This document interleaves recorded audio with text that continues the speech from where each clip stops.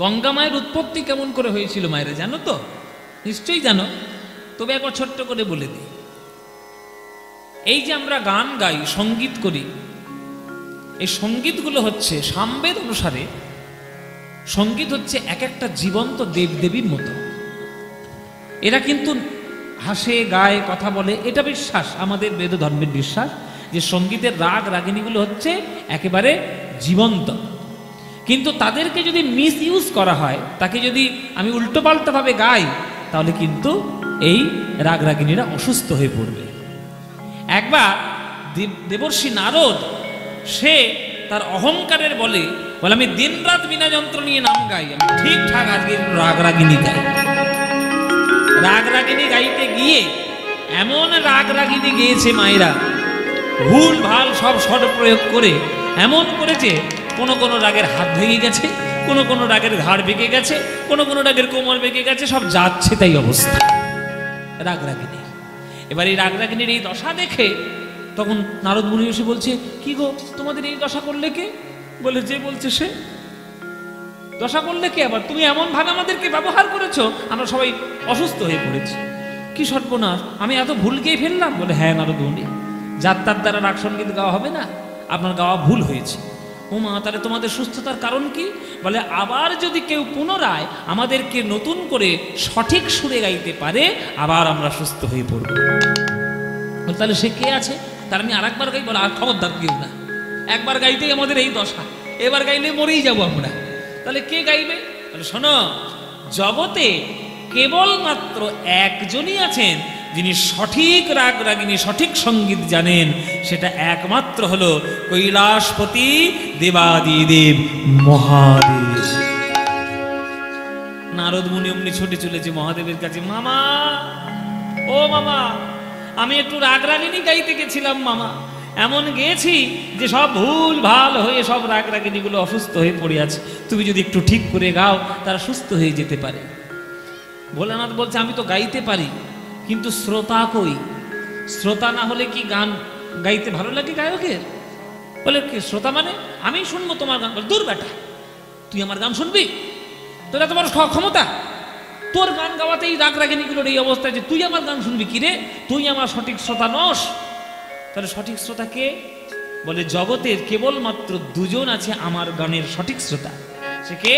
বলে, একজন হচ্ছে ব্রহ্মলোকে ব্রহ্মা, আর একটা হচ্ছে বিষ্ণু লোকের ভগবান শ্রী বিষ্ণু। যা, ওদেরকে নিমন্ত্রণ কর, তাহলে আমি কিন্তু গান গাইতে পারি। নারদ গিয়েছে ব্রহ্মার কাছে, বাবা কৃপা করে একটু কৈলাসে চল, উল্টো পাল্টা করে ফেলেছি, রাগ রাগিনীগুলোর এই অবস্থা হয়েছে, মামা এখন একটু গান গাইবে, তুমি একটু গাই, শুনলেই আমার রাগ রাগিনীগুলো সুস্থ হবে। ব্রহ্মা বলছে, হ্যাঁ মহাদেব গান গাইবে বলে কথা, শুনবো না? নিশ্চয়ই শুনবো। ছুটি আসছে ব্রহ্মলোক থেকে ব্রহ্মা। হ্যাঁ, এইবার বিষ্ণুকে গিয়ে বলছে, প্রভু আপনি একবার কৈলাসে চলুন, আমার রাগ রাগিনী ভুল গাওয়া হয়ে গেছে, রাগ রাগিনীটা অসুস্থ হয়ে পড়েছে। বিষ্ণু বলছে, ভগবান মহাদেব গান গাইবে, একটু শুনবো না? নিশ্চয়ই শুনবো।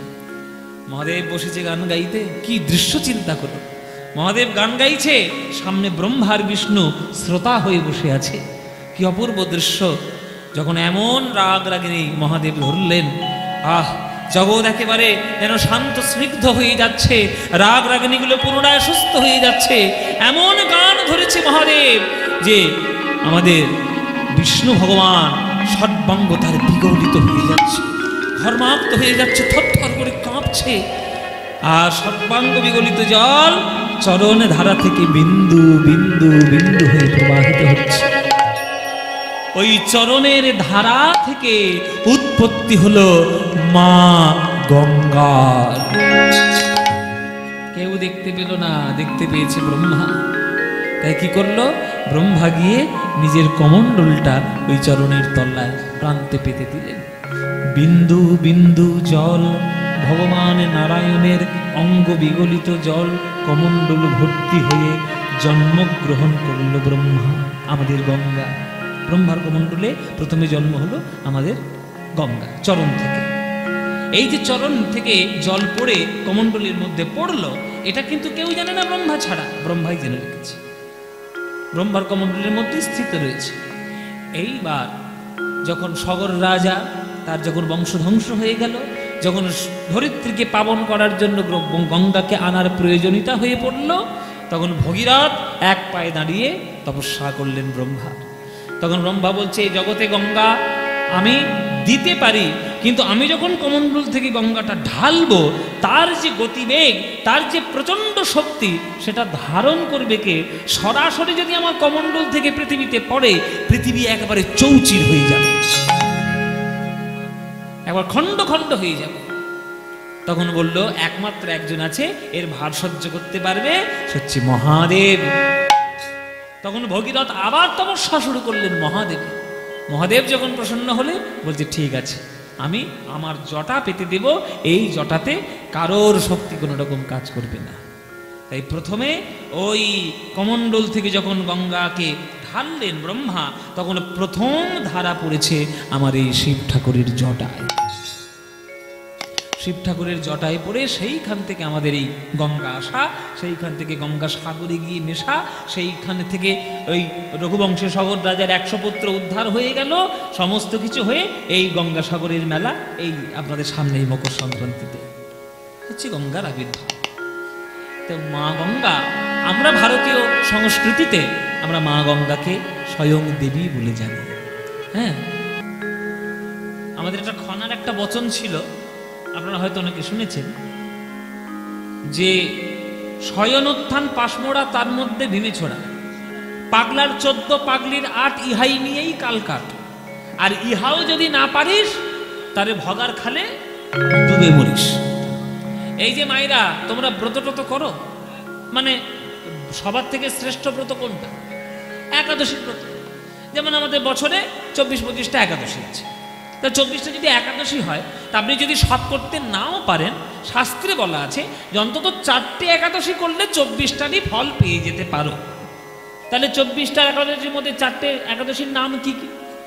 যেটা মূল একাদশী, প্রথম হচ্ছে শয়ন একাদশী, হ্যাঁ, তারপরে পার্শ্ব একাদশী, তারপরে উত্থান একাদশী, তারপরে ভৈনী একাদশী।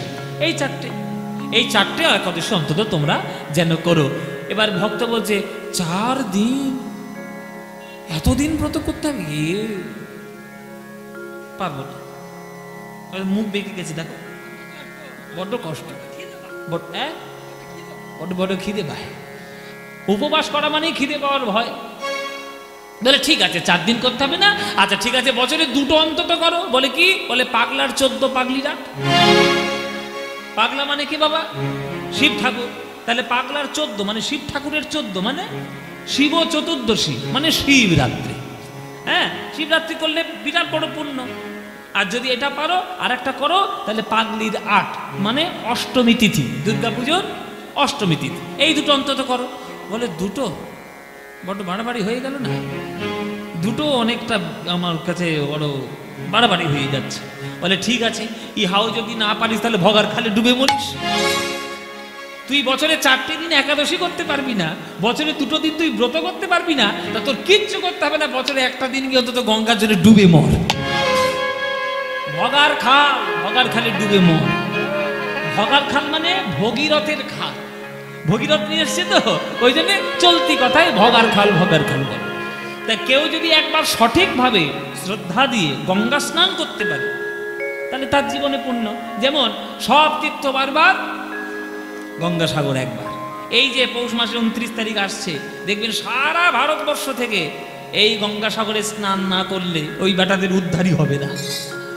এইটা একটা মজার কথা জেনে রাখবেন বাবা। আমাদের বাঙালিদের দেখে না সবাই খুব হিংসা করে, সবাই আমাদের বাঙালিদের দেখে সবাই, সে ভারতবর্ষে উত্তরপ্রদেশ হোক, আর সে পাঞ্জাব হোক, সে রাজস্থান, গুজরাট, মারাঠি, যাই হোক, বাঙালিদের দেখে সবার খুব হিংসা। কারণ বাঙালির মতো বুদ্ধি কেউ তো চালাতে পারে না। ওই জন্য বাঙালিদের সব থেকে বেশি বুদ্ধি, ওই জন্য সব থেকে বেশি বুদ্ধিজীবী বাংলাতেই আছে। রবীন্দ্রনাথ ঠাকুর, বিবেকানন্দ, রামকৃষ্ণ, ঈশ্বরচন্দ্র বিদ্যাসাগর, সব বাংলা। নেতাজি সুভাষচন্দ্র, আশুতোষ মুখোপাধ্যায়, হ্যাঁ, চিত্তরঞ্জন, সবাই বাংলা। এই জন্য বাংলাকে দেখে খুব হিংসা। কিন্তু বেটারা জানে না, যত আমাদের হিংসা দেখে করো না কেন, আমাদের বাংলায় না এলে তোমাদের 14 পুরুষের উদ্ধার নাই। এই গঙ্গাসাগরে তো আসতেই হবে, তাহলে মরবে। ওই জন্য দেখবেন সারা বছর তার অপেক্ষা করে থাকে কবে গঙ্গাসাগর হবে। তা কেউ যদি শ্রদ্ধা করে একবার অন্তত গঙ্গার জলে স্নান করে, তার হৃদয় থেকে, তার দেহ থেকে, মন থেকে আদি দৈবিক, আদি ভৌতিক, আদি আত্মিক এই ত্রিতাপ জ্বালা চিরকালের মতো দূর হবে। আর যার জীবন থেকে এই ত্রিতাপ জ্বালা দূর হয়ে যাবে, আর জীবনে তার কিছু অশান্তি থাকবে? আগেকার দিনে, হয়তো এখনকার দিনে কোনো কোনো বাড়িতে হয়, অন্নপ্রাশনের দিন দেখবেন একটা নিয়ম আছে, থালাতে করে বিভিন্ন রকম জিনিস সাজিয়ে আর বাচ্চার কাছে, শিশুর কাছে ধরা হয়। মানে বই, ধান, মাটি, টাকা পয়সা, বিভিন্ন রকম, হ্যাঁ, কলম, এগুলো সব দেওয়া হয়। এবার ছেলেটা যেটার ওপর ঝাঁপিয়ে পড়বে, একটা সাধারণ চলতি বিশ্বাসে ধারণা হয় যে ছেলে বড় হয়ে ওঠে হবে। তো এই ধারণাতে সবাই গিয়ে দেখতে গেছে, এই দেখি ছেলেটা কি করে, বাচ্চা ছেলেটা কি করে। মায়েরা অন্নপ্রাশনের দিন ধুমধাম করে অন্নপ্রাশন হচ্ছে, বড় একটা থালার মধ্যে একদিকে একটা ভাগবত রাখলো, একদিকে মাটি রাখলো, সোনা রাখলো, ধান দ্রব্য রাখলো, সব কিছু রেখে বিদ্যাপতির সামনে ধরা হয়েছে। যে ভক্ত হবে তার ছোটবেলা থেকেই লক্ষণগুলো বোঝা যাবে যে সে ভক্তই হবে। মায়েরা, সোনা চকচক করছে, রূপ চকচক করছে, কড়ি আছে, সবকিছু আওয়াজও হচ্ছে, সবুজ ধান দুর্বাও সবই আছে, কিন্তু বিদ্যাপতির কোনোটাতেই মন আকর্ষণ হচ্ছে না। বিদ্যাপতির সামনে যতবারই থালাটা ধরা হচ্ছে, বিদ্যাপতি ঝাঁপিয়ে গিয়ে ওই শ্রীমদ্ ভাগবতটাকেই বুকে জড়িয়ে ধরছে। তিনবার পরীক্ষা করা হলো, যতবারই দেওয়া হয়েছে বিদ্যাপতি ভাগবতটাকেই জড়িয়ে ধরেছে। যারা বৈষ্ণব ভক্ত তারা আনন্দাশ্রু ফেলছে। ওরে গণপতি, ভাগ্য করে ছেলে পেয়েছিস, দেখ, বারবার দেখ, যতবারই তুই ওই থালাটা দিচ্ছিস অন্য কিছুই ধরছে না, ও ভাগবতটাকেই জড়িয়ে ধরেছে। মানে বোঝাই যাচ্ছে বড় হয়ে ও অনেক বড় পণ্ডিত হবে, বিদ্যার অধিপতি হবে। যার ছোট থেকেই, শিশু হতেই বিদ্যার প্রতি এত আগ্রহ, তার নাম দেওয়া হোক বিদ্যাপতি। ছোট থেকেই বিদ্যাপতি, বিদ্যার প্রতি যার এত আকর্ষণ, তার নাম দেওয়া হলো বিদ্যাপতি। সেই ছোট্ট ছেলেটা বিদ্যাপতি ধীরে ধীরে ধীরে ধীরে বড় হচ্ছে। আর এই গণপতি ঠাকুরের কুল দেবতা ছিল ভগবান ভোলানাথ, মহাদেব, দেবাদিদেব মহেশ্বর। এই ভোলানাথ হচ্ছে, বা দেবাদিদেব মহেশ্বর হচ্ছে এই গণপতি ঠাকুরের কুল দেবতা। এবার রোজ পুজো অর্চনা করে, ফুল বেলপাতা দেয়, গঙ্গা জল দেয়। বাচ্চা ছেলেটা তো দেখছে যে আমার বাবা কিছু একটা মন্দিরে গিয়ে করছে। আপনি আপনার শিশুর সামনে যা করবেন, শিশু কিন্তু ছোট থেকে সেইটাই ফলো করবে, সেইটাই করবে। আপনি বড় হয়ে যদি শিশুর সামনে যদি ঝগড়া মারামারি চিরকাল করেন, দেখবেন আপনার ছেলেটাও তাই হবে। আর আপনি যদি আপনার শিশুর সামনে যদি সংস্কার মেনে চলেন, দেখবেন শিশু সংস্কার পূর্ণই হবে। দেখছি বাবা দিয়ে এরকম করছে, এরকম করছে, ফুল দিচ্ছে, বেলপাতা দিচ্ছে, গঙ্গা জল দিচ্ছে। বাবার কাছে গিয়ে একদিন বলছে বিদ্যাপতি, 7 বছর বয়স হয়ে গেছে তখন, বাবা বাবা ওইটা কি? ওই পাথরের উপর তুমি যে জল ঢালছ, ওই পাথরটার উপর কেন জল দিচ্ছ? কালো পাথর, ফুল দিচ্ছ, বেল পাতা দিচ্ছ। তখন গণপতি ঠাকুর বলছি, বিদ্যাপতি খবরদার, কোনোদিন এটাকে কালো পাথর বলবি না। ইনি হলেন স্বয়ং দেবাদিদেব মহাদেব, আমাদের কুলগুরু, আমাদের কুল দেবতা, আমাদের কুলের ভগবান। এনাকে পুজো করলে সকল কিছু পাওয়া যায়। জানিস বিদ্যাপতি, নিম্নগানং যথা গঙ্গা দেবমামুচ্যতে যথা, বৈষ্ণবানং যথা শম্ভু পুরাণানাং ইদং তথা। নদীদের মধ্যে গঙ্গা শ্রেষ্ঠ, দেবতাদের মধ্যে বিষ্ণু শ্রেষ্ঠ, শাস্ত্রের মধ্যে যেমন ভাগবত শ্রেষ্ঠ, তেমনি সকল বৈষ্ণবদের মধ্যে শিব ঠাকুর হল শ্রেষ্ঠ। সর্বশ্রেষ্ঠ বৈষ্ণব হলেন ভগবান মহাদেব। তাই ওরে বিদ্যাপতি, তোর জীবনের মূল লক্ষ্য হলো এই দেবাদিদেব মহাদেবের কৃপাধন্য হওয়া, তার আশীর্বাদ পাওয়া। তাই বাবা, আচ্ছা তাহলে আমিও তোমার মতো রোজ সকালে উঠে এই শিব ঠাকুরের মাথায় জল দেব? নিশ্চয়ই জল দিবি, পুজো করবি, বেলপাতা দিবি, প্রার্থনা জানাবি, তবেই তো বড় হবি, তবেই তো কৃপা পাবি। আচ্ছা আচ্ছা ঠিক আছে বাবা, তাহলে এই মহাদেবের করুণা পেতে গেলে আমায় কি কি করতে হবে? বলে শোন, মহাদেবের করুণা পেতে গেলে সব থেকে আগে যেটা করতে হবে, মহাদেব যাকে মস্তকে ধারণ করে রেখেছে তার করুণা তোমায় আগে পেতে হবে। হ্যাঁ, মস্তকে যাকে ধারণ করেছে তার করুণা আগে পেতে হবে। এই আমাদের সামনে থেকেই বয়ে যাচ্ছে মা গঙ্গা, আর এই গঙ্গা এই ভগবান মহাদেবের মাথা থেকেই জগতে প্রকাশিত হয়েছে প্রথমে। এই গঙ্গার জলে তুমি যাও, গঙ্গার জলে স্নান করো, গঙ্গার কৃপা তুমি লাভ করো, করলেই তুমি মহাদেবের করুণা পেতে পারবে। তাই তাই বাবা? হ্যাঁ নিশ্চয়।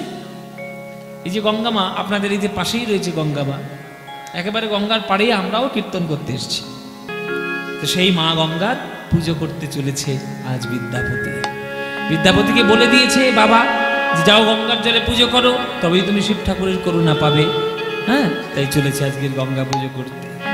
ওই ছোট্ট বিদ্যাপতি ওই ছোট্ট বয়সে এক পা দু পা করে এগোতে এগোতে বুক ভরা শ্রদ্ধা নিয়ে ভালোবাসা নিয়ে আজ গঙ্গার তীরে এসে দাঁড়ালো।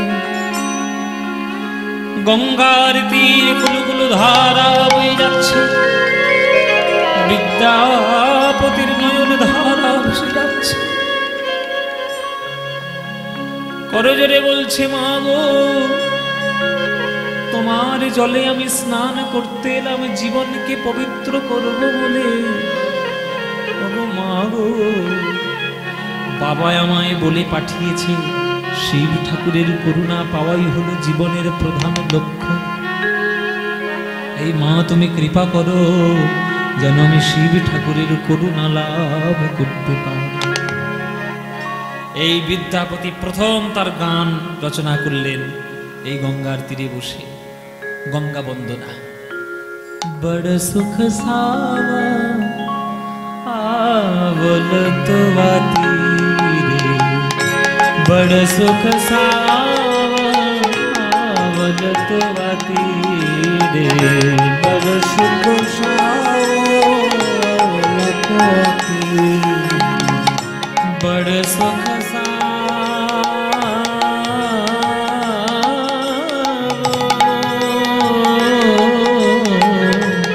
बड़ सुख सावल तो तेरे, बड़ सुख सावल तो तेरे, छोड़त ही निकट नयन भावे नीरे, छोड़त ही निकट नयन भावे नीरे, छोड़त ही निकट नयन भावे नीरे,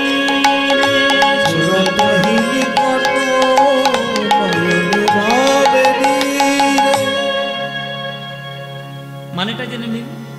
বড় সুখ সাব आवल तू তীরে, বড় শান্তি পেলাম মা তোমার তীরে এসে। এবার এই এক পলকের একটুখানি শান্তি পেয়ে এমন আমার একটা মন তোমার সঙ্গে আমার সম্পর্ক হয়ে গেল, এখন তোমার কুল ছেড়ে তোমার তট ছেড়ে আমায় যে চলে যেতে হবে এই কথাটা ভাবতে গিয়েই আমার বুকের ভিতরটা কাঁপছে। ছোড়াটা হি নিকট নয়নে ভাবে নীরে, কত সুন্দর কথা দেখুন। ওইটুকু বয়সে কত উপলব্ধি ওই বিদ্যাপতি, যে তোমার চরণ ছেড়ে আমি চলে যাব, তোমার কুল ছেড়ে চলে যাব, সেটা ভাবতে গিয়ে আমার চোখে জল আসছে না। মা গঙ্গা, তোমার বিষ্ণুর চরণ থেকে তোমার জন্ম, ব্রহ্মার কমণ্ডলে তোমার স্থান, আর মহাদেবের জটার মধ্যে তোমার প্রথম প্রকাশ স্থল। আজকে তোমার তীরে আমি স্নান করতে এসেছি মা, এই স্নান করেই যেন আমার জীবন হয়ে গেল পবিত্র। কিন্তু পবিত্র জীবন যখনই আমি তোমায় ছেড়ে যাব ভাবছি, আমার হৃদয়টা বড় কাঁপছে।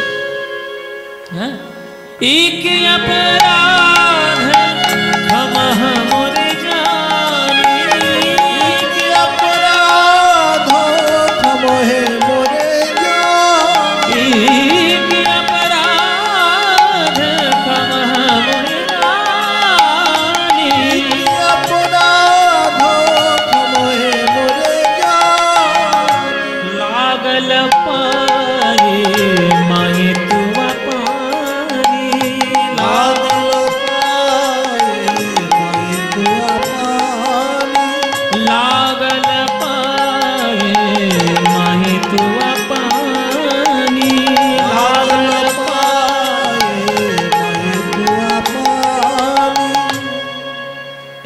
তো আমরা সবাই করি। বিদ্যাপতি বলছি, মা গঙ্গা, তোমার বুকে আমি স্নান করতে এলাম কত বুক ভরে আশা নিয়ে, কিন্তু আসা মাত্রই যে আমার একটা অপরাধ হয়ে গেল। কি অপরাধ হলো? এই অপরাধ তো আমাদের সবারই হয় মা। গঙ্গার জল আমাদের পায়ে লেগে যায়। মা যদি গঙ্গা হয়, যার জন্ম বিষ্ণুর চরণ স্থলে, হ্যাঁ, তার গায়ে গিয়ে আমি পা দিচ্ছি, তাহলে কত বড় অপরাধী আমি। অপরাধ হচ্ছে? অপরাধ হচ্ছে তো? নিশ্চয়ই হচ্ছে। তাহলে মুক্তি পাবো কি করে? ওই জন্যই তো, ওই জন্য তো ভক্ত জীবনগুলো শিখতে হয়, শুনতে হয় আস্তে আস্তে। আপনারা গঙ্গাসাগরে যান, আর আপনার পাশের গঙ্গা নদীতে যান, বা আপনি কোনো সমুদ্রে যান, সমুদ্রে আপনাকে নামতে হবে, গঙ্গাতে আপনার নামতেই হবে, নেমে আপনাকে স্নান করতেও হবে। স্নান যখন করতে হবে, এটা কি খুলে না,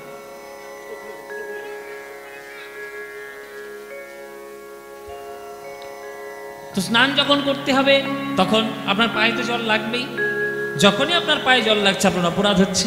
এই ছোট্ট ছেলেটা ওইটুকু বয়সে অনুভূতি তার হয়ে গেছে।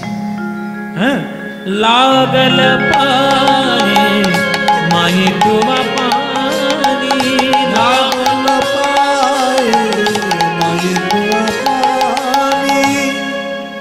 তাহলে অপরাধ মুক্তির উপায় কি? ওই জন্যে কোনো সমুদ্রের জলে, কোনো নদীর জলে, কোনো পুকুরের জলে হুড় হুড় করে নেমে যাবেন না। নামার আগে সেই জলটা আগে হাতে নিয়ে আগে মাথায় দিতে হয়। হ্যাঁ, মাথায় দিতে হয়, আর গঙ্গাকে প্রণাম করতে হয়। সদ্ব্যপাতক সংহন্তি সদ্য দুঃখ বিনাশিনী সুখদা মুখদা গঙ্গা গঙ্গা পরমাগতি। ও মায়েরা, মন্ত্র মনে থাকবে তো? হ্যাঁ, মনে থাকবে?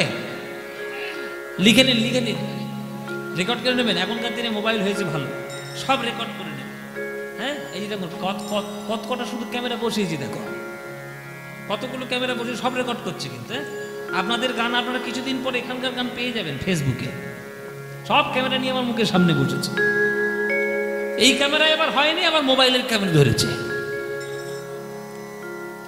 ও মায়েরা, গঙ্গার জলে স্নান করতে গেলে, প্রণাম করতে গেলে মন্ত্রটা তো বলতে হবে। তাহলে মন্ত্রটা শিখে নিতে হবে। শিখে নাও। সদ্য পাতক, আমার সঙ্গে সঙ্গে বলো, তাহলে মুখস্থ হয়ে যাবে। হাত জোরে করো, সবাই সবাই হাত জোরে করো, হাত জোরে করে বলো দেখি, বলো।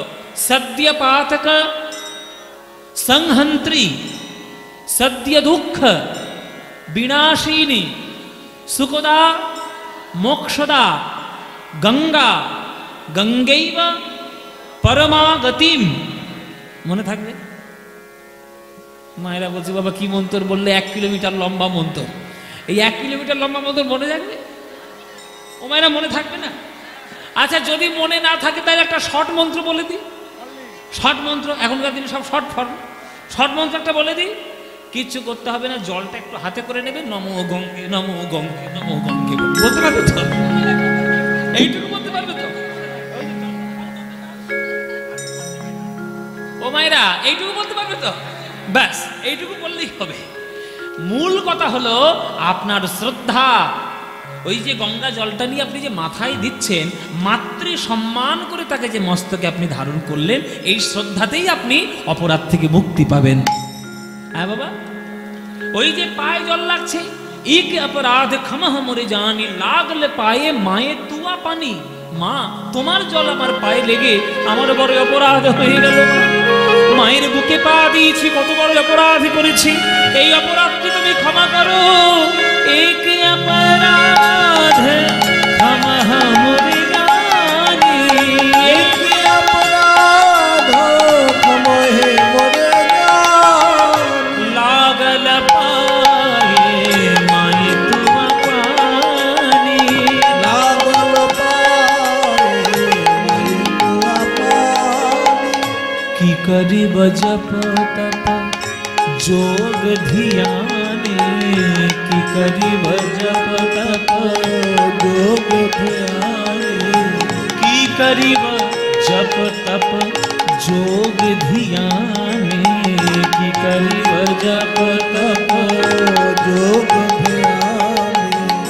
जन्म की तारथ एक एक ही स्नाने जन्म की तारक एक ही स्नान गो जन्म की तारक एक ही स्नाने जन्म की तारक एक ही स्नान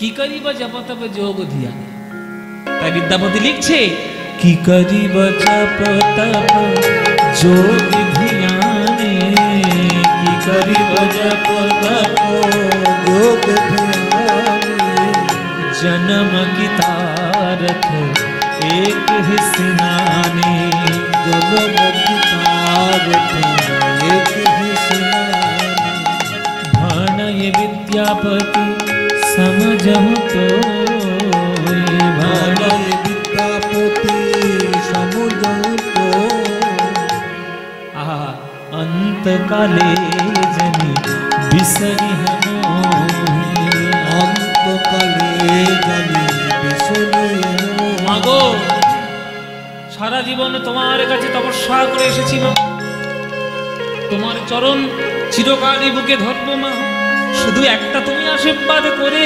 যেও যেন মরণ কালে যেন তোমার এক বিন্দু জল মুখে আমি নিতে পারি, আর তোমার জল মুখে নিয়ে যেন জীবনটি ধন্য করে গোবিন্দের চরণে আমি লাভ করতে পারবো।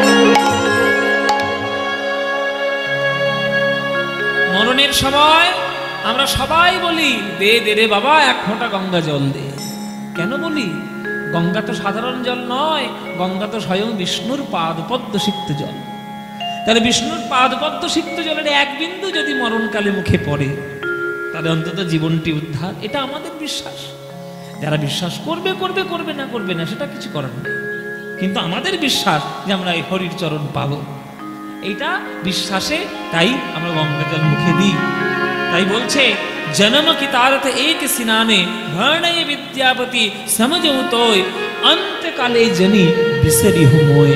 সেদিন চরণ ছাড়া করো না মা, চরণ ছাড়া করো না সেদিন চরণ ছাড়া করো না মা, চরণ ছাড়া করো না যেদিন জগৎ ছেড়ে চলে যাব চরণ ছাড়া করো না মা, জগৎ ছেড়ে চলে যাব চরণ ছাড়া করো না যেদিন জগৎ ছেড়ে চলে যাব হরি হরি হরি বলে জগৎ ছেড়ে চলে যাব, হরি হরি হরি বলে জগৎ ছেড়ে চলে যাব হরি হরি হরি বলে জগৎ ছেড়ে চলে যাব চরণ ছাড়া করো না মা, চরণ ছাড়া করো না অন্তকালে জনে বিসরি हमोहे, অন্তকালে জনে বিসরি हमोहे, অন্তকালে জনে বিসরি हमोहे।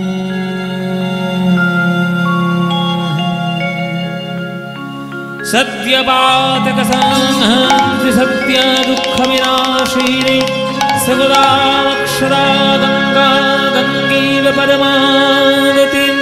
नमो गंगे नमो गंगे नमो गंगे।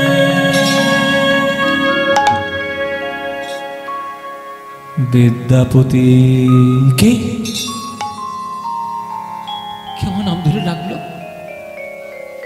আমি তো তোর সামনে, তোর মা, আমি মা গঙ্গা কথা বলছি। মা তুমি আমার ভক্তিতে প্রসন্ন হয়েছো মা? গঙ্গা দেবী বলছে আমি ভব না, এই ছোট বয়সে এত সুন্দর মনোমুগ্ধকর সঙ্গীত লিখে তুই আমার কাছে বসে বসেই নয়ন জলে তুই গাইছিস, আমি প্রসন্ন না হয়ে পারি বাবা। কিন্তু ওই কথাটা তুই কেন বললি? আমার জল তোর পায়ে লেগে তোর অপরাধ হচ্ছে। ওরে অবোধ শিশু তার বাপকেও তো নাতি মারে। রামকৃষ্ণ কি সুন্দর বলেছে যে অবোধ শিশু তার বাপকেও তো নাতি মারে, তাতে কি বাপের জাত যায় রে? যখন শিশু মায়ের কোলে থাকে, মায়ের স্তনদুগ্ধ পান করে, তখন আদরে তখন সেই শিশুর পা মায়ের মাথায় বুকে মুখে লেগে যায়, তাতে কি মা তার পাপ দেয় রে? অপরাধ নেই? তোরা জগতে সবাই যারা বাস করিস তোরা তো সবাই আমার সন্তান সম। ওরে অপরাধ নেব কেন, বরং কত আনন্দিত আমি জানিস। তুই যে আজ আমার গান এইভাবে আমার সঙ্গে গাইলি আমার সামনে, বল তোর ভক্তিতে আমি অত্যন্ত প্রসন্ন হয়েছি। বল তোর কি চাই, তুই আজকে যা চাইবি আমি তোকে তাই দেব। বিদ্যাপতি বলছে, মা আমি আর কি চাইবো বলো? আমার বাবা বলে আমায় পাঠিয়েছে যে আমাদের কুলদেবতা হচ্ছে শিব ঠাকুর মহেশ্বর, তার কৃপা যদি আমি পেতে পারি আমার জীবনে আমার জীবন ধন্য হয়ে যাবে। তুমি একটু কৃপা করো মা, যাতে আমি শিব ঠাকুরের করুণা পেতে পারি। তখন গঙ্গা মা বলছে, তথাস্তু। শোন বিদ্যাপতি, এই বিশ্ব ব্রহ্মাণ্ডে আমি হলাম এমন এক নদী যার জলে তুলসী পত্র দিয়ে তুলসী পত্র ভাসালে সেই জল চলে যায় গোবিন্দের চরণে, আর যার জলে ওম নমঃ শিবায় বলে বিল্লপত্র অর্পণ করলে সেই জল সেই বিল্লপত্র চলে যায় মহাদেবের চরণে। তোর কিচ্ছু করতে হবে না, আমি যা বলছি শোন বাবা, তুই এক্ষুনি কৃপা পাবি। ওই দেখ একটা বেল গাছ, সুন্দর দেখে একটা বেল পাতা নিয়ে আয়। বেলপাতা সঙ্গে সঙ্গে পেড়ে নিয়ে এলো। বেলপাতা পেড়ে নিয়ে এসে গঙ্গামা বলছে, রে একটা পাতায় লেখ ওম, আর একটা পাতায় লেখ নমঃ, আর একটা পাতায় লেখ শিবায়। ওম নমঃ শিবায় এই লিখে ভক্তিপূর্ণ চিত্তে আমার জলে তুই মহাদেবের নাম নিয়ে অর্পণ কর। তোর কোনো চিন্তা করতে হবে না, আমি এক্ষুনি ওই পাতাটাকে নিয়ে আমি আমার মহাদেবের চরণে পৌঁছে দেব। সঙ্গে সঙ্গেই তুই আমার দেবাদেব মহাদেবের করুণা তুই পেয়ে যাবে। কি অপূর্ব জীবন বিদ্যাপতির! আহা, এরকম অপূর্ব জীবন খুব কম হয়। সঙ্গে সঙ্গে হ্যাঁ, ওই আমি যেটা বলে দেবো সেটাই লিখবেন নাকি কি বাড়িতে?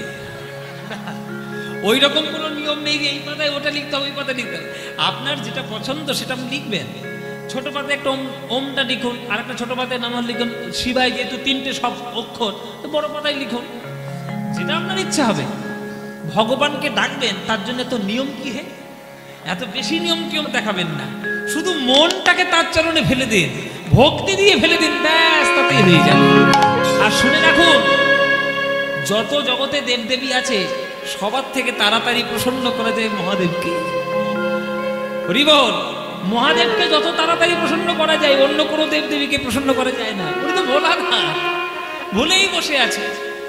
অল্পেতে সন্তুষ্ট হন তিনি, তাই তার নাম হয়েছে আশুতোষ। অল্পেতে সন্তুষ্ট হয়, কিচ্ছু লাগে না, শুধু একটা বেলপাতা দিলেই সন্তুষ্ট হয়ে যায়। এত ওই জন্যে বলি, আচ্ছা অনেকের মনে ধারণা যে শিবরাত্রির ব্রত কুমারী মেয়েদের, সম্পূর্ণ ভুল, একদম নয়। শুধুমাত্র কুমারী মেয়েদের জন্য শিবরাত্রির ব্রত নয়, এটা একটা ফালতু একটা ধারণা হয়ে গেছে। না, শিবরাত্রি জগতের যে কোনো জীব যে কোনো অবস্থাতে করতে পারে, হ্যাঁ, কিন্তু শিবরাত্রির ব্রত যদি কেউ সঠিকভাবে করে, ও এমন একটা ব্রত না যে আপনি একেবারে হাতে নাতে ফল পেয়ে যাবেন, হাতে নাতে ফল পেয়ে যাবেন, এমন একটা দারুণ একটা ব্রত শিবরাত্রি। ওই জন্য শিব ঠাকুরের মতো প্রসন্ন অন্য কোনো দেবদেবীকে তাড়াতাড়ি করা যায়। দেখুন বিদ্যাপতি বেশি কিছু করলো না, ওই একটা পাতায় ওম, একটা পাতায় নমঃ, আর একটা পাতায় শিবায় লিখে নয়নের জল দিয়ে ভক্তি শ্রদ্ধা দিয়ে ওই গঙ্গার জলে বিসর্জন দিচ্ছে। প্রভু গুণহীন মহিষ হরাবরণ রণদীর্জিত দুর্জয় দৈত্যপুরম প্রণমামি শিবম শিবকল্পতরুম। প্রভু মীশমণীশমশেষ গুণহীন মহিষ হরাবরণ রণদীর্জিত দুর্জয় দৈত্যপুরম প্রণমামি শিবম শিবকল্পতরুম। Oh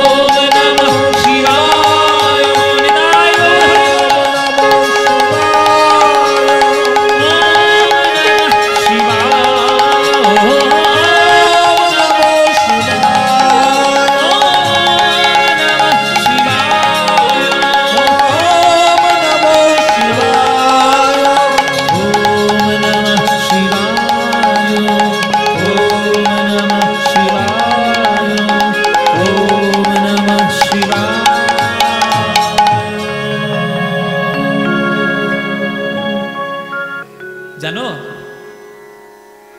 যে পুরী ধামে যখন মহাপ্রভু ওই জগন্নাথের দিকে তাকিয়ে তাকিয়ে অঝোর ধারায় কাঁদত, নয়নের ধারায় মহাপ্রভুর একেবারে বক্ষস্থল ভেসে যেত,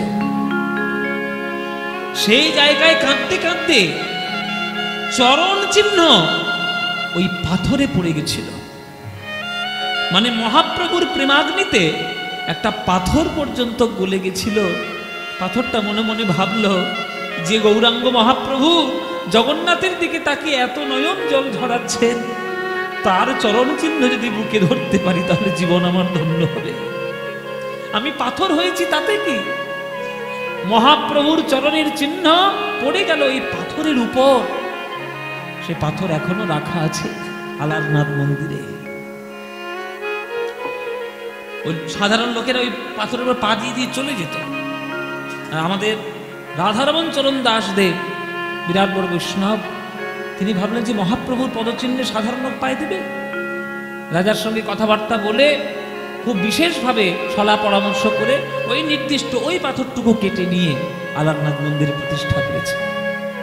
তাহলে একটা পাথর যদি বুঝতে পারে যে মহাপ্রভুর প্রেমের হৃদয়ের কেমন, আমরা তো মানুষ, আমরা কেন বুঝলাম না? তাহলে আমাদের হৃদয়টা পাথরের থেকে আরো কঠিন, তাই আমরা মহাপ্রভুর কৃপা বুঝিনি। যদি বুঝতাম তাহলে মহাপ্রভুকে নিয়ে এই রকম চারিদিকে আমরা উল্টো পাল্টা কিছু করতাম না, তার সঠিক অনুসরণ করতাম। তার হৃদয়ে, আমাদের হৃদয়ে তার প্রেম জায়গা দিয়ে তারই নামগান আমরা মত্ত থাকতাম। কিন্তু এখনো কিছু দুর্ভাগা বাঙালি আছে যারা মহাপ্রভুর গুরুত্ব বোঝে না। ওই ভগবান হয়েছে কি না হয়েছে সেই নিয়ে শুধু মত্ত। মহাপ্রভু সমাজের জন্য যে কি করে গেছেন সেইটা কখনো বুঝলো না। যদি বুঝবে যেদিন, সেদিন তার প্রেমও হবে, হৃদয়ে পাথরটাও গলবে।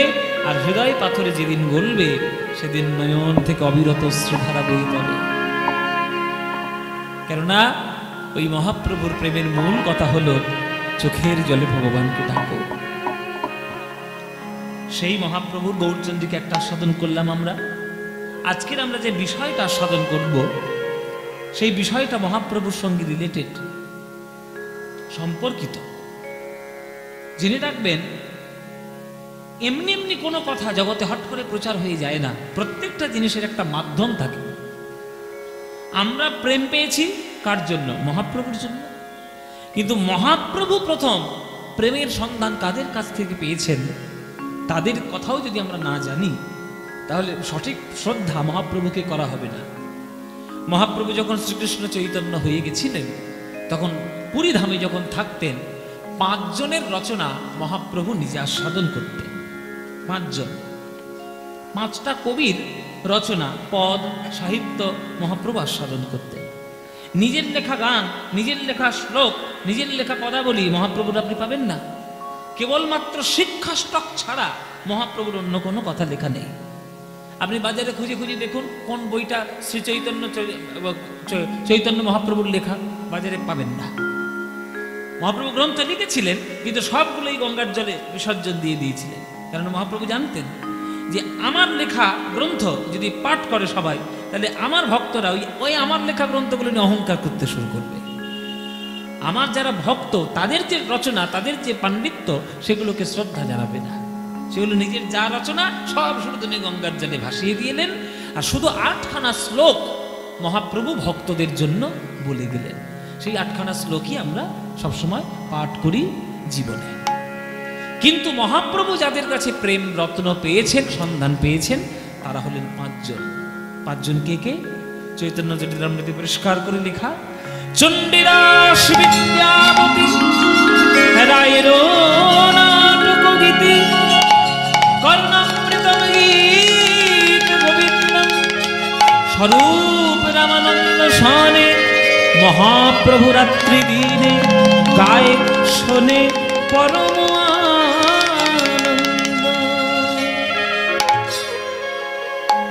5 জন কবি মহাপ্রভুর জীবনের মোড় ঘুরিয়ে দিয়েছিলেন। সেই 5 জন কবি হলেন, প্রথম হচ্ছে বীরভূমের চণ্ডীদাস ঠাকুর, দ্বিতীয় হচ্ছে জয়দেব গোস্বামী, 3 নম্বর হচ্ছে কৃষ্ণদাস, মানে আমাদের বিল্লমঙ্গল ঠাকুর যে কৃষ্ণকর্ণামৃতম গ্রন্থ লিখেছিল, বিল্লমঙ্গল ঠাকুর, রায় রামানন্দের গান মহাপ্রভু অত্যন্ত ভালোবাসতেন। আর 5 নম্বর, আজকের আমরা যার কথা বলবো তার জীবন, তিনি হলেন মিথিলার কবি বিদ্যাপতি। তৎকালীন যুগের শ্রেষ্ঠ কবি ছিলেন বিদ্যাপতি। যেমন আধুনিক কালের শ্রেষ্ঠ কবি রবীন্দ্রনাথ ঠাকুর, তৎকালীন যুগের শ্রেষ্ঠ কবি ছিলেন বিদ্যাপতি। এই বিদ্যাপতির মিথিলায় বাড়ি। তিনি মিথিলার মানুষ হয়েও, বিহারের মানুষ হয়েও, তার যা বৈষ্ণব পদাবলিতে কন্ট্রিবিউশন, তার যা দান, তার যা রচনা, সেটা কেউ কোনোদিন অস্বীকার করতে পারবে না। ওই জন্য বিদ্যাপতি বিরাট বড় ভক্ত, বিরাট বড় কবি। তাই সেই বিদ্যাপতির কথা আজকের আমরা আস্বাদন করব। আপনারা খুব মন দিয়ে শুনবেন। জীবনে কেমন ভক্ত হলে আপনার সন্তান সন্ততিরাও তারা ভক্ত হবে, সেই সন্ধানটা আজকে পেয়ে যাবেন। জয় নিতাই।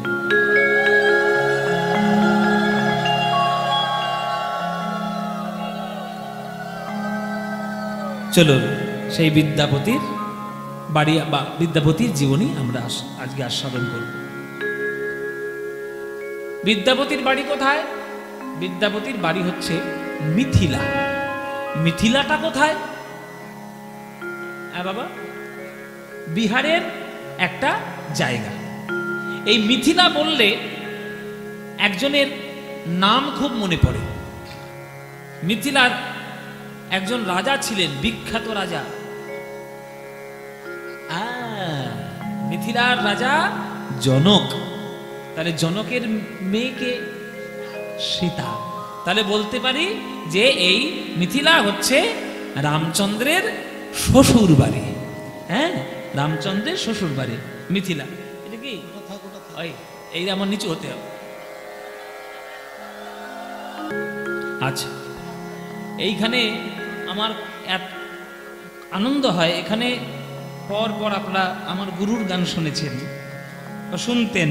আমার জানেন আপনারা সবাই যে আমার কীর্তনের গুরু হচ্ছেন কীর্তন সম্রাট সুমন ভট্টাচার্য।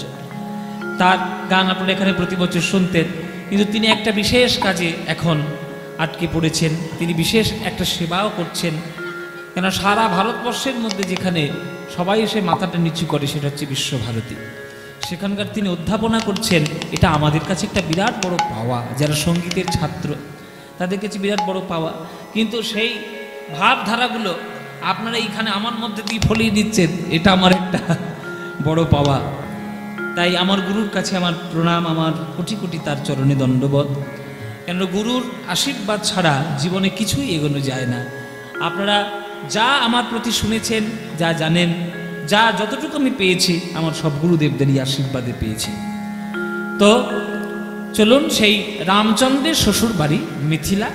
সেই মিথিলার হচ্ছে এই একটা ছোট্ট একটা গ্রামে জন্মগ্রহণ করেছিল আমাদের বিদ্যাপতি। বিদ্যাপতির বাবার নাম ছিল গণপতি ঠাকুর। আস্তে আস্তে মায়ের আস্তে। বিদ্যাপতির বাবার নাম ছিল গণপতি ঠাকুর, কিন্তু মায়ের নামটা যে কি সেটা এখনো পর্যন্ত সঠিকভাবে জানা যায়নি বা জানা হয়নি, এবং রিসার্চেও সেভাবে নামটা পাওয়া যায় না। তো যেদিন পাওয়া যাবে সেদিন আপনাদের জানিয়ে দেওয়া হবে। কিন্তু আপাতত বাবার নামটা জানা আছে, গণপতি ঠাকুর। এই গণপতি ঠাকুর এমন একজন ব্রাহ্মণ ছিলেন যে যার সামনে সাধারণ লোক এলে শ্রদ্ধায় তাদের মাথা এমনিতেই নিচু হয়ে যেত। এমন একজন বিখ্যাত, শ্রদ্ধেয় একজন পণ্ডিত ব্রাহ্মণ। দেখবেন কিছু কিছু মানুষ শ্রদ্ধা করে, একটা ভয় করে শ্রদ্ধা করে, একটা ভক্তি করে শ্রদ্ধা করে। যারা ভয় করে শ্রদ্ধা করে তাদের মনের মধ্যে একটা স্বার্থপরতা থাকে, কিন্তু যারা ভক্তি করে শ্রদ্ধা করে তাদের কিছু নেই, শুধু মানে গুণের জন্যই তাদের ভক্তিটা নেমে আসে। সেই গণপতি ঠাকুরের ঘরে জন্মগ্রহণ করেছিল এই বিদ্যাপতি। সেই বিদ্যাপতির জন্মকে কেন্দ্র করে আজ সেই পাড়ায়, সেই গ্রামে বিরাট বড় ধুম, বিরাট বড় আনন্দ। চলো, গণপতি ঠাকুরের একটা ছেলে হয়েছে, সবাই মিলে আনন্দ করছে। হ্যাঁ, বিদ্যাপতি জন্মিল গণপতির ঘরে, বিদ্যাপতি জন্মিল গণপতির ঘরে, বিদ্যাপতি জন্মিল গণপতির ঘরে, বিদ্যাপতি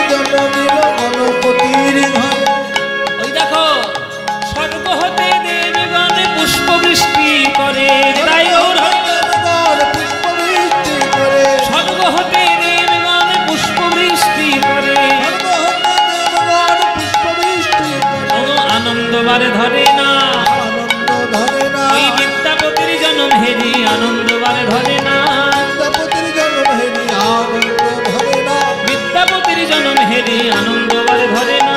বিদ্যাপতির জন্ম হেরি আনন্দ ধরে না। মায়েরা, একটা ছেলে জন্ম নিলে বাড়িতে আনন্দ তো হবেই। হ্যাঁ, মিথিলা রাজ্যের বিসফি গ্রামে, গ্রামটার নাম ছিল বিসফি, অনেকে বলে বিসফি, অনেকে বলে বিসফি। সেই বিসফি গ্রামে জন্ম হয়েছে বিদ্যাপতি। ঠাকুর মশাইয়ের ঘরে ছেলে হয়েছে, তা আনন্দ হবে না? এই আমাদের ঠাকুর মশাইয়ের একটা ছেলে হয়েছে, হ্যাঁ, ভবিষ্যতে ঠাকুর মশাই আমরা পেয়ে গেলাম। বাপরে বাপ, ঘরে পাড়াতে গ্রামে যদি একটা ভালো একটা ঠাকুর মশাই না হয়, পুরো পার্বণ দেখবে কে, ঠাকুর দেবতাকে ডাকবে কে? তখনকার দিনের সমাজের ব্যবস্থা অনুসারে তো একটা বামুনের ছেলে হয়েছে, আমাদের ঠাকুর মশাইয়ের ছেলে হয়েছে, আনন্দ। হ্যাঁ, আনন্দ আর ধরে না, আনন্দ ধরে না, বিদ্যাপতির জনম হেরি আনন্দ আর ধরে না, বিদ্যাপতির জন্ম হেরি আনন্দ ধরে না। স্বর্গ হতে দেবগণ পুষ্প বৃষ্টি করে, স্বর্গ হতে দেবগণ পুষ্প বৃষ্টি করে, স্বর্গ হতে দেবগণ পুষ্প বৃষ্টি করে, স্বর্গ হতে দেবগণ পুষ্প বৃষ্টি করে। বিদ্যাপতির জনম হেরি আনন্দ না ধরে, বিদ্যাপতির জন্ম হেরি আনন্দ না ধরে, তাদের আনন্দ আর ধরে না, আনন্দ ধরে না। তারা উলুধ্বনি সবাই করে আনন্দ আর ধরে না, উলুধ্বনি সবাই করে আনন্দ ধরে না। তারা হরিধ্বনি সবাই করে হরি হরি হরি বলে, উলুধ্বনি সবাই করে হরি হরি হরি বলে, উলুধ্বনি সবাই করে হরি হরি হরি, উলুধ্বনি সবাই করে হরি হরি হরি বলে, উলুধ্বনি সবাই করে হরি হরি হরি বলে। আনন্দ ধরে না, আনন্দ ধরে না, আনন্দ ধরে না। খুব আনন্দ, একটা ছেলে হয়েছে, খুবই আনন্দ, পাড়া প্রতিবেশী খুবই আনন্দিত, ছেলে হয়েছে বলে কথা, দলে দলে মিলে সবাই দেখতে যাচ্ছে। হ্যাঁ, ছেলেকে দলে দলে সবাই দেখতে যাচ্ছে ছেলেকে। এই ঠাকুর মশাই ছেলে দেখো, চল। দেখতে দেখতে ছেলের অন্নপ্রাশনের দিন চলে এলো। হ্যাঁ, আপনাদের এদিকে অন্নপ্রাশন হয় তো? নিশ্চয়ই নিশ্চয়ই হয়, তখন সবাই হয়, রাইস সেরিমনি। হ্যাঁ, বলছে ছেলেটা আজকে কি হবে সেটা আজকে পরীক্ষা করে দেখে নেওয়া যাক। যদি গৌরাঙ্গ না হইতো তবে কেমনে হইতো, কেমনে ধরিতাম এদে, শ্রী রাধার মহিমা প্রেম রস সীমা, বলো জগতে জানা তো কে, জগতে জানা তো কে।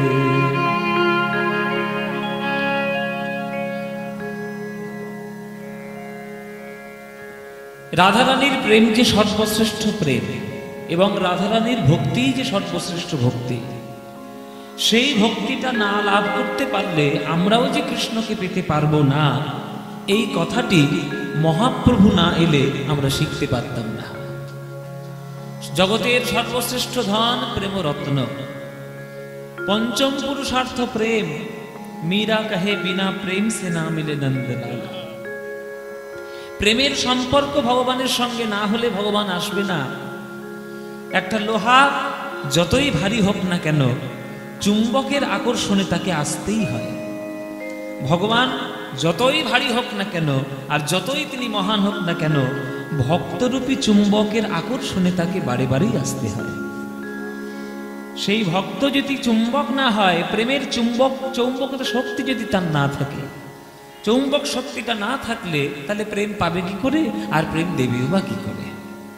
রাধারানী যেমন বৃন্দাবনের সকল ভক্তদের থেকেও সর্বশ্রেষ্ঠ ভক্ত হয়েছিলেন।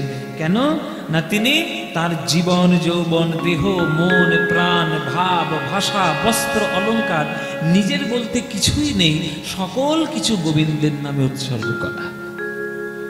কিন্তু আপনি কি পেরেছেন সকল কিছু গোবিন্দের নামে উৎসর্গ করতে? আপনার 5 কাঠা জমি আছে, লিখে দিয়েছেন কৃষ্ণের নামে। আপনার 5 কাঠা জমির জন্য কৃষ্ণ বসে নেই, কিন্তু আপনার ভাব ভক্তি আপনি কি সম্পূর্ণ নিবেদন করতে পেরেছেন কৃষ্ণের চরণে? পারেননি।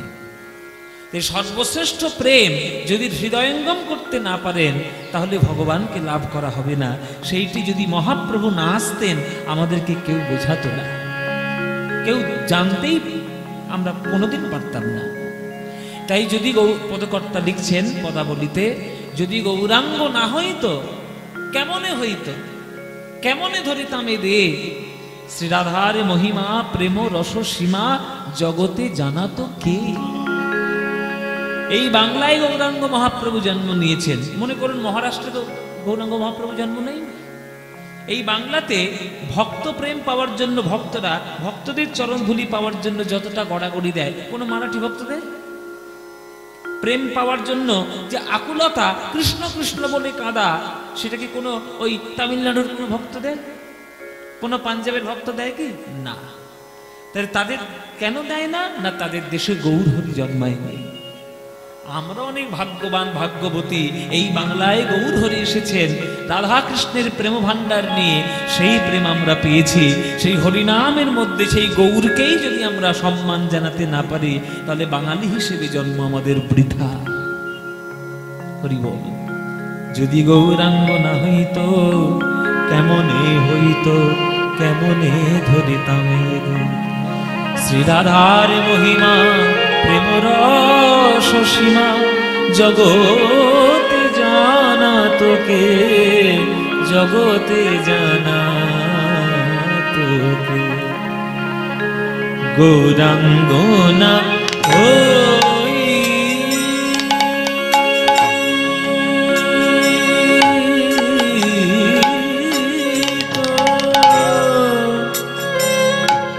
তবে কেমনে হইতো, বলো বলো বলো, কেমনে ধরিতাম দে। শ্রীরাধার মহিমা প্রেম রস সীমা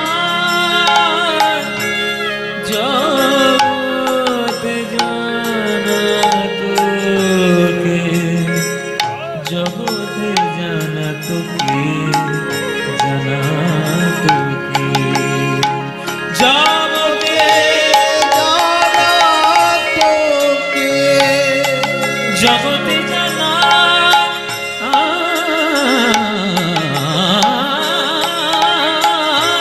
তোকে, বলো বলো জগতে জানা তো, জানা তো, জানা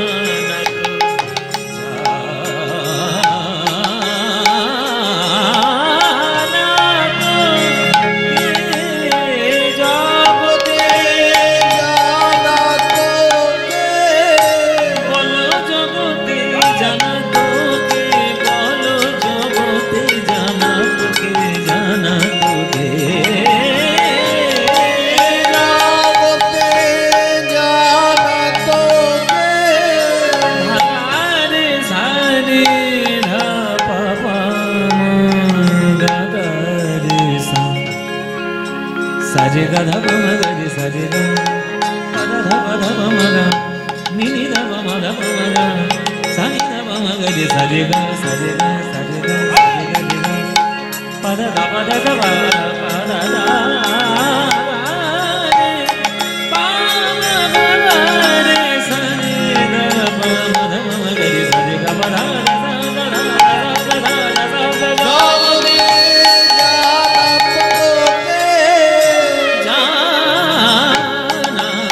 জগতে জানা তোকে, জানা তোকে, জানা তোকে, জানা তোকে, জানা তোকে।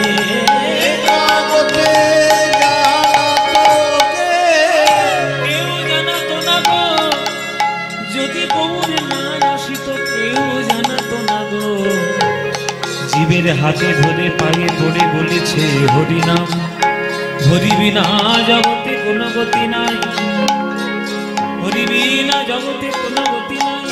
তাই বদন ভবে বলো একবার হরি বল, হরি বল, হরি বল, হরি বল, হরি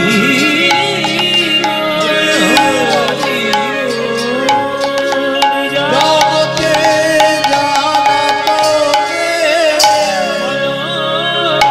কে বাজানা তো, বলকে বাজানা, বলো কে বাজানা তো। কে বাজানা, ওগো যদি গৌর না আসিত, বলো কে বাজানা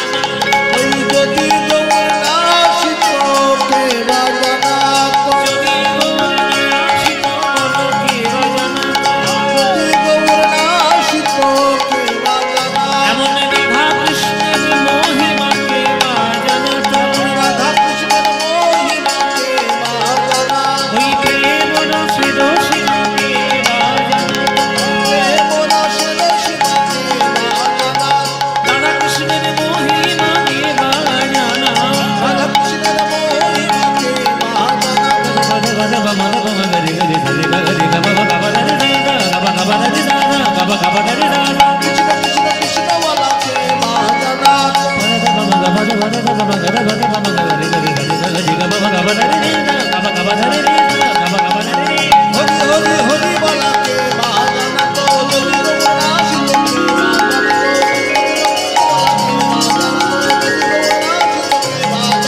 হরি হরি হরি বলাকে বাজানা তো যদি গোবরা শিতকে বাজানা তো নিতাই গৌর হরি হরি হরি বলাকে বাজানা তো যদি গোবরা শিতকে বাজানা তো হরি হরি হরি বলাকে বাজানা তো যদি গোবরা শিতকে বাজানা তো হরি হরি হরি বলাকে বাজানা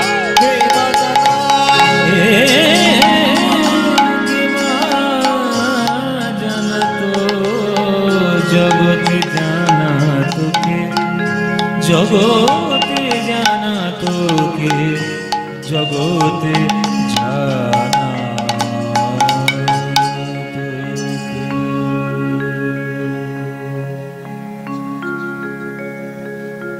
चेतो दर्पण मार्जनं भव महा दावाग्नि निर्वापनम् श्रेयः कैरवचन्द्रिका वितरणं विद्यावधो जीवनम् आनन्दाम्बुधिवर्धनं प्रतिपदम् पूर्णामृतस्वादनं सर्वात्मस्नपनं परं विजयते श्रीकृष्ण संकीर्तनम्।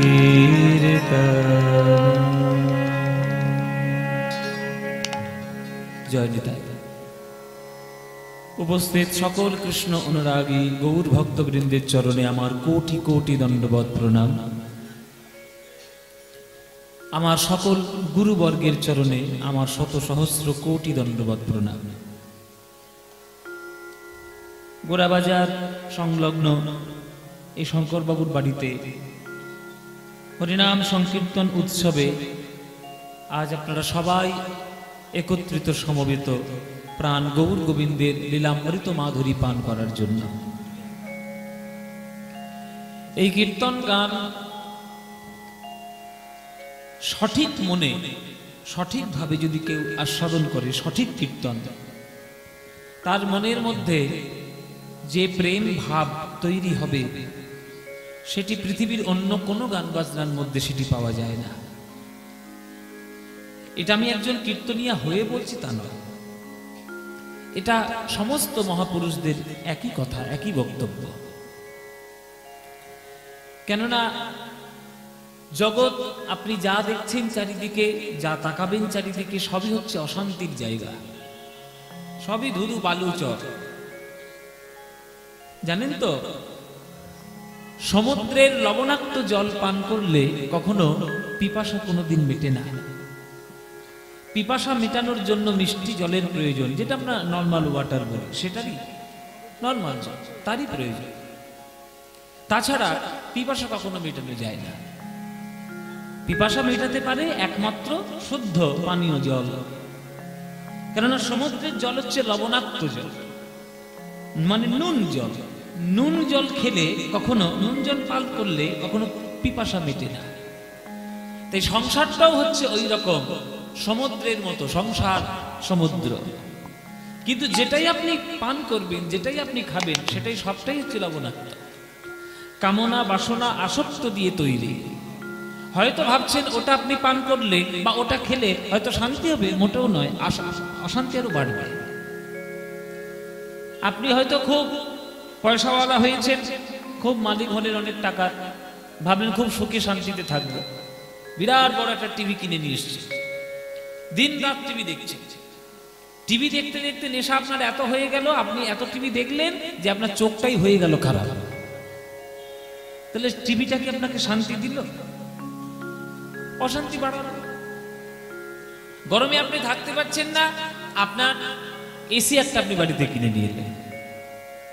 ডাক্তার বলেছে বা সবাই যারা বিদগ্ধ মানুষ, জ্ঞানী মানুষ, তারা বলে দিয়েছে যে বাইরের যা টেম্পারেচার থাকবে তার থেকে 2-3 ডিগ্রি কম রাখবে, এর থেকে বেশি রাখবে না। তুমি একেবারে হিমশীতল ঘর করে দিলে, ওই হিমশীতল ঘরের মধ্যে তুমি দিন রাত থাকছো গরমের মধ্যে।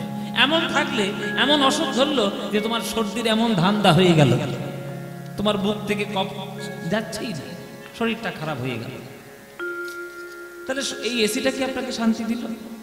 আপনি যেটাই সুখের সন্ধান বলে যেটাতেই আপনি হাত দিচ্ছেন সেটাই আপনাকে অসুখের সন্ধান দিয়ে দিচ্ছে, শান্তি কিছুতেই দিচ্ছে না।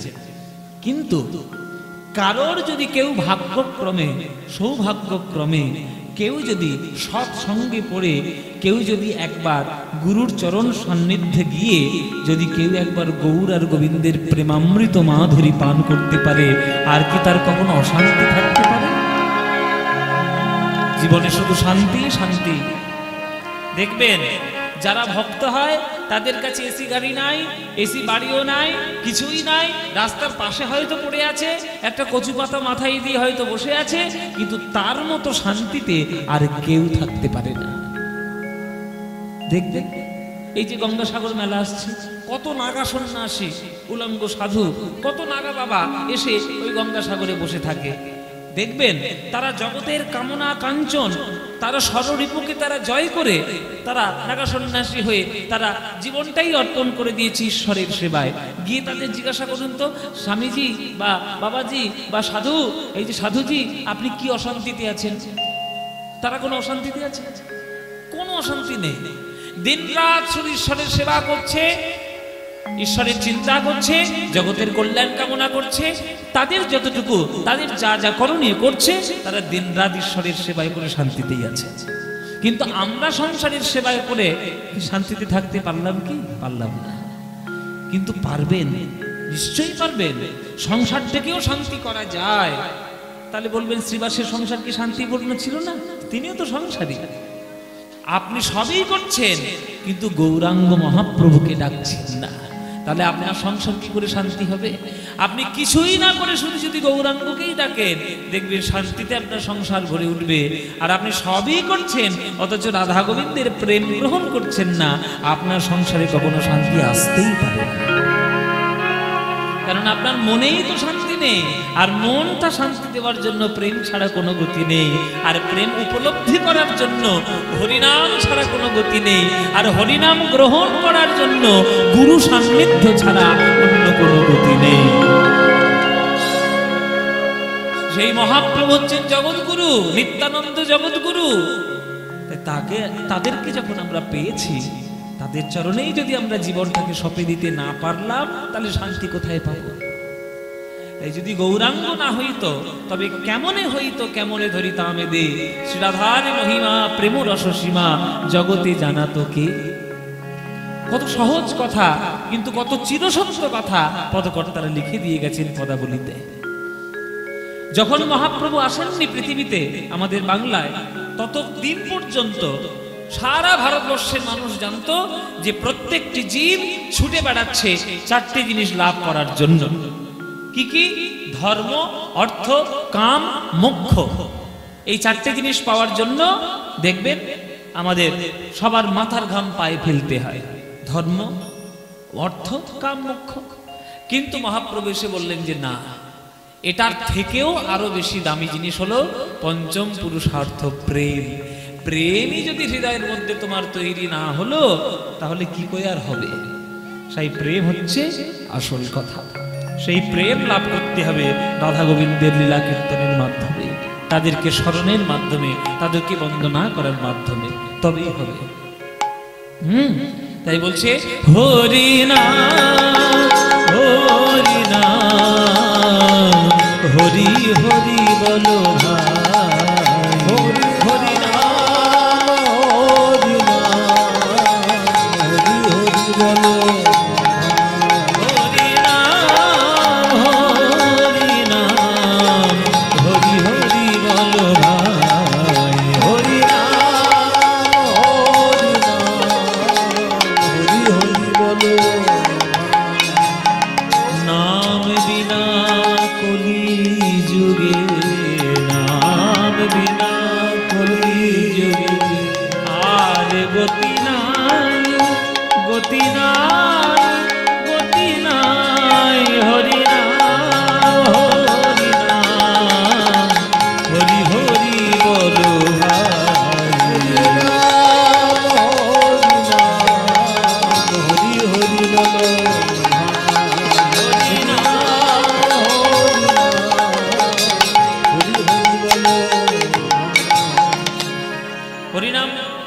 হরিনাম বলো ভাই, হরিনাম করলে কি পাবে?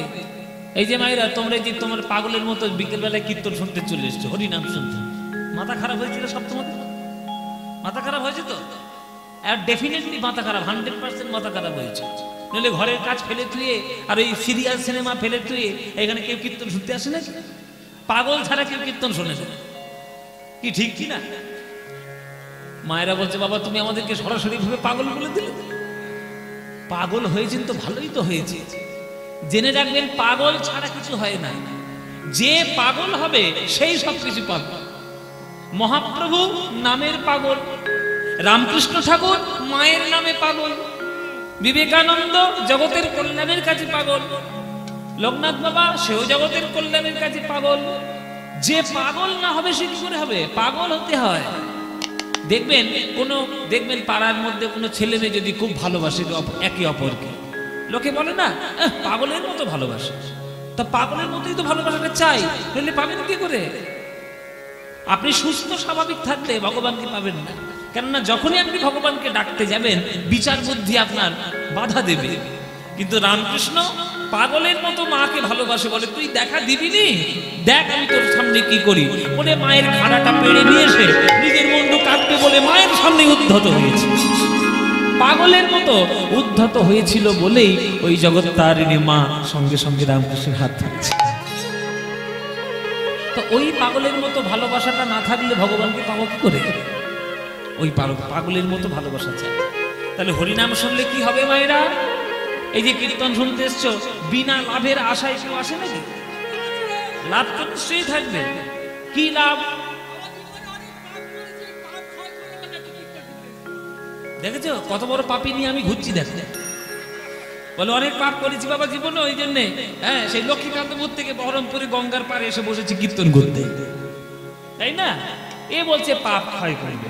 ও মায়েরা, তোমরা কি করতে চাও? তোমরাও পাপ ক্ষয় করতে চাও। হায় হায় রে, গঙ্গার পাড়ে থেকে তোমাদের পাপ এখনো ক্ষয় হয়নি? এই যেখানেই তো গঙ্গা, গঙ্গায় পরশী মুক্তি। এক কৃষ্ণ নামে যত পাপ হরে, পাতকীর সাধ্য নাই তত পাপ করে। তাহলে হরিনামটাকে শুধু পাপ ক্ষয় করার জন্য না, আর কি আছে? আর কি? এখানে পাশে একটা শ্মশান আছে না, এক্ষুনি পুড়িয়ে দিলে স্বর্গে যাবে। এ বলছে স্বর্গে যাবো।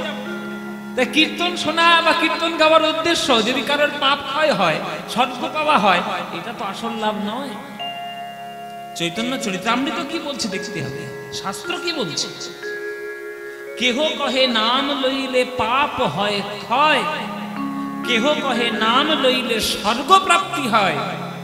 কিন্তু ঠাকুর হরিদাস কহে নামের শুধু দুই ফল নয়, নাম লইলে কৃষ্ণ পদে মধুর প্রেমের উদয়। কীর্তন শুনতে এসে, কীর্তন গাইতে এসে, কীর্তন করতে এসে তুমি যদি ভগবানের প্রতি প্রেম কুড়িয়ে নিতে না পারো, তাহলে আর কি হলো? প্রেম হলো আসল কথা, প্রেম হলো আসল কথা। তাই হরিনামের প্রধান লাভ বা কীর্তনের প্রধান লাভ রাধা গোবিন্দের প্রেম আস্বাদন করা। সেই প্রেম শিখিয়েছে কে? মহাপ্রভু। মধুর বৃন্দা বিপিন মাধুরী, মধুর বৃন্দা বিপিন মাধুরী, মধুর বৃন্দা বিপিন মাধুরী, মধুর বৃন্দা বিপিন মাধুরী, প্রবেশ চাতুরী সার, মধুর বৃন্দা বিপিন মাধুরী, প্রবেশ চাতুরী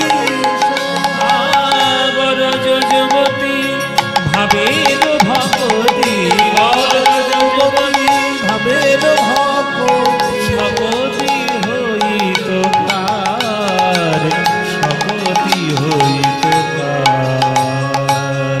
বরজ যুবতী ভাবের ভগবতী, সকতি হইত তার, সকতি হইত। তোমরা যারা গান শুনতে এসছো, কারা কারা বৃন্দাবন গেছে দেখি হাত তোলো। বৃন্দাবন কে গেছে? বাহ, এ তো অনেকেই গিয়েছে। আচ্ছা, নবদ্বীপ কে গেছে? হাত তোলো। নবদ্বীপ, ওরে বাবা, সব গেছে নবদ্বীপ। বলে বাবা পাশের জেলা, আর নবদ্বীপ যাবো না তো কোথায় যাবে? আচ্ছা পুরী ধামে গিয়েছো কজন? হাত হলো পুরী। ওরে বাবা, সবাই গিয়েছে। মোটামুটি কোনো না কোনো তীর্থ ধামে তোমরা গেছো। আচ্ছা তাহলে পুরীতে গেছিলে বা নবদ্বীপ বা বৃন্দাবন গেছিলে, বৃন্দাবনে কি করতে গেছিলে? হ্যাঁ রাধারানী, হ্যাঁ এ বলছে বেড়াতে গেছি, দর্শন করতে। আচ্ছা আপনারা কি করতে গেছিলেন? এইটাই হচ্ছে কমন উত্তর। কেউ বলছে দর্শন করতে, কেউ বলছে বেড়াতে। খবরদার, আজকে আসলে দাঁড়িয়ে বলে যাচ্ছি, কোন তীর্থধামে কোনোদিন বেড়াতে যাবেন না। তীর্থধামটা বেড়ানোর জায়গা নয়। বেড়ানোর জায়গার জন্য অনেক জায়গা আছে। দার্জিলিং চলে যাও, গ্যাংটক চলে যাও, দীঘা চলে যাও, গোয়া চলে যাও, হনুলুলু চলে যাও। এ নাম আমি বলতে পারি না তো কি বলবো। হনুলুলু নয়, হনুলুলু, ওটা জাপানে আছে। তুই জানিতেই পারবি না কোনোদিন।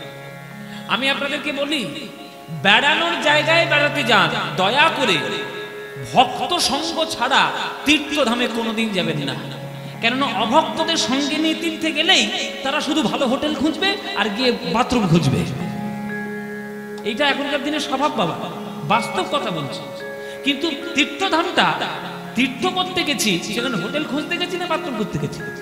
একদম নয়। কোনোদিন আপনারা ভক্ত সঙ্গ ছাড়া তীর্থে যাবে, এটা ভেতরের কথা, আমি বাইরের কথা বলছি। কেন না, তীর্থধামটা বেড়ানোর জায়গা নয়, তীর্থধামটা প্রবেশ করার জায়গা। ওখানে বসে সাধনা করতে হয়। তীর্থ মানেটা জানতে, সেটাই বুঝবেন। তীর্থ যেখানে গেলে নিজের আধ্যাত্মিক এবং শারীরিক মানসিক সমস্ত কিছুকে উত্তীর্ণ করা যায়, সেটাই তো তীর্থ। আপনি উত্তীর্ণ করতেই পারলেন না, তাহলে তীর্থ কি করলেন? অভক্তদের সঙ্গে নিয়ে কোনোদিন তীর্থে যাবেন না, আর কোনোদিন তীর্থে বেড়াতে যাবেন না। তীর্থে প্রবেশ করতে যেতে হয়। পকেটে পয়সা থাকলে বেড়ানো যায়, পকেটে পয়সা থাকলে বেরিয়ে আসা যায়, কিন্তু পকেটে পয়সা থাকলে গুরু কৃপা পাওয়া যায় না, রাধা গোবিন্দের কৃপা পাওয়া যায় না।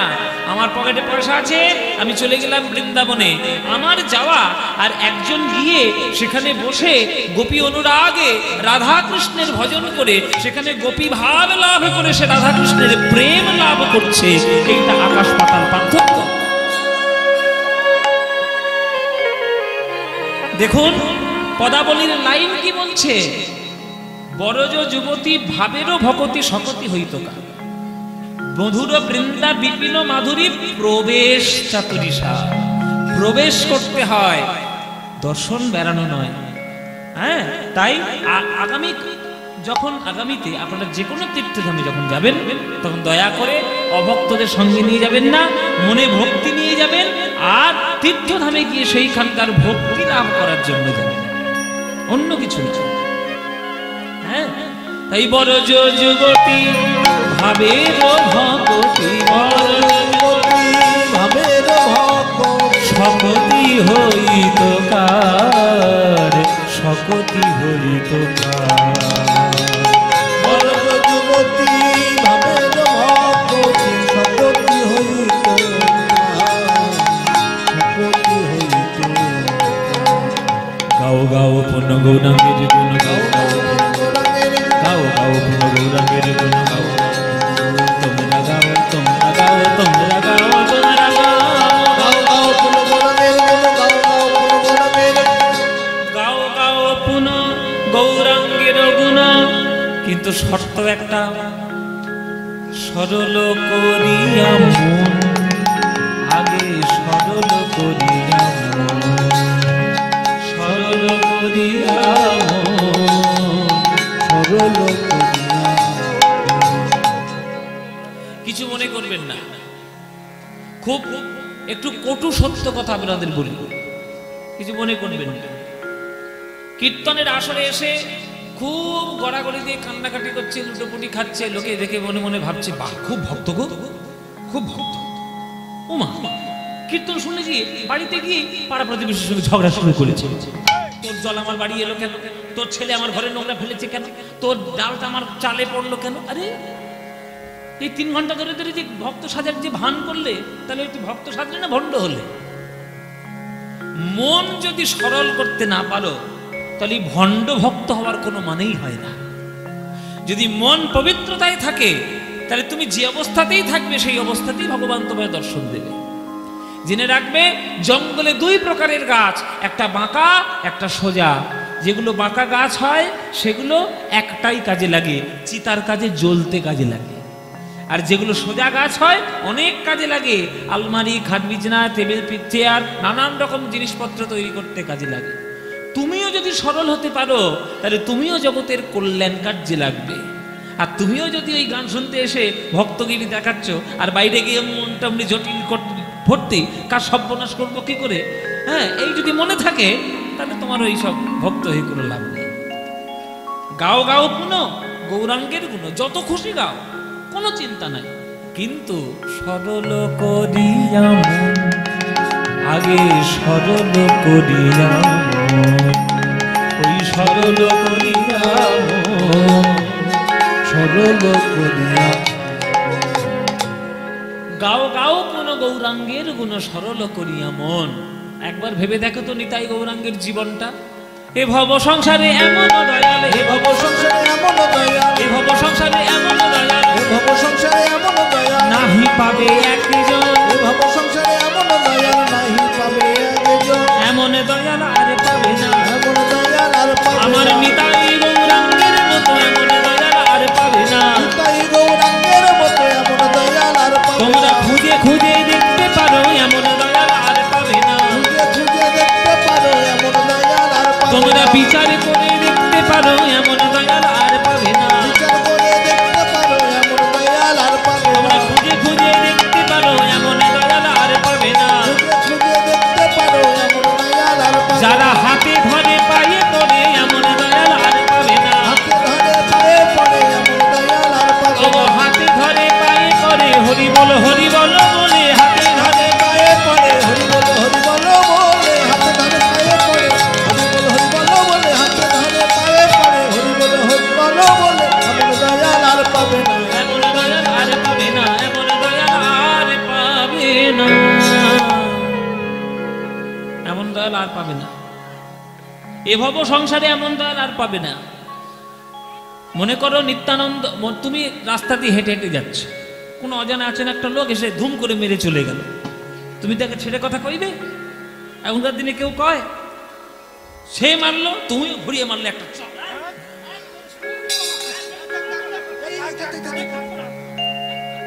শুরু করে দিলে, সেও মারলো তুমিও মারলো, শুরু করে দিলে মারামারি। নিত্যানন্দ হরিনাম দিয়েছিল বলে নিত্যানন্দের কপালটা ফাটিয়ে দিয়েছিল জগাইয়ার মাথায় কলসির কানা মেরে। বলো তো মায়েরা, নিত্যানন্দ ঘুরিয়ে চড় মেরেছিল? মেরেছিল? কি বলেছিল নিতাই? মেরেছিস কলসির কানা, তা বলে কি প্রেম দেব না? প্রেম দেবার জন্য এসেছি ওরে জগাই, ওরে মাধাই। আমাকে মেরে যদি তোরা সুখ পাস, তোরা আরো মার, আবার মার, কিন্তু তোদের হাতে ধরি পায়ে পড়ি, একবার তোরা হরি বলবো, একবার বলো। এই দয়াল আর কোথায় পাবে? এমন দয়াল আর কোথায় পাবে? তা আমরা যদি সেই নিতাই গৌরাঙ্গের পথটা অনুসরণ না করি তাহলে জগতে শান্তি হবে কি করে? তো এই ভব সংসারে এমনও দয়াল নাহি পাবে একজন। গৌরাঙ্গ বলিয়া না গেল গলিয়া, গৌরাঙ্গ বলিয়া না গেল গলিয়া, আমি কেমনে ধরিব রে? গৌরাঙ্গ বলিয়া না গেল গলিয়া, কেমনে ধরিলু রে? বাসু ঘষহিয়া পাষাণ দিয়া কেমনে গড়িয়াছে, বাসু ঘষহিয়া পাষাণ দিয়া কেমনে গড়িয়া, বলে আমার ভাগ্যে হলো না গো, আমার ভাগ্যে হলো না গো, আমার ভাগ্যে হলো না গো, আমার ভাগ্যে হলো না, ওই লীলার কিছু অনুভব আমার ভাগ্যে হলো না গো, তার কিছু অনুভব আমার ভাগ্যে হলো না, বলে খেয়ে শুয়ে দিন কাটালাম আমার ভাগ্যে হলো না গো, শুয়ে দিন কাটালাম আমার ভাগ্যে হলো না, বলে খেয়ে শুয়ে দিন কাটালাম হরি হরি না বলিলাম, খেয়ে শুয়ে দিন কাটালাম হরি হরি না বলিলাম, খেয়ে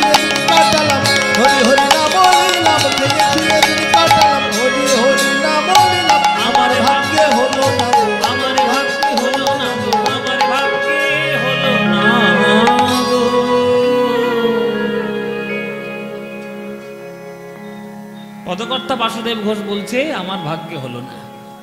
তাহলে বাসুদেব ঘোষ হচ্ছেন গৌরচন্দ্রিকার সর্বশ্রেষ্ঠ পদকর্তা, তিনি বলছেন আমার ভাগ্যে হলো না। মায়েরা চিন্তা করুন, তাহলে আমাদের দশা কি, আমাদের কি দশা? তাই যতক্ষণ পারবেন, যতক্ষণ সুযোগ থাকবে, যতক্ষণ আপনাদের ভালো লাগবে, মনে হবে গৌরাঙ্গের নাম গাইবেন সঠিকভাবে, সুন্দরভাবে, নইলে হবে না।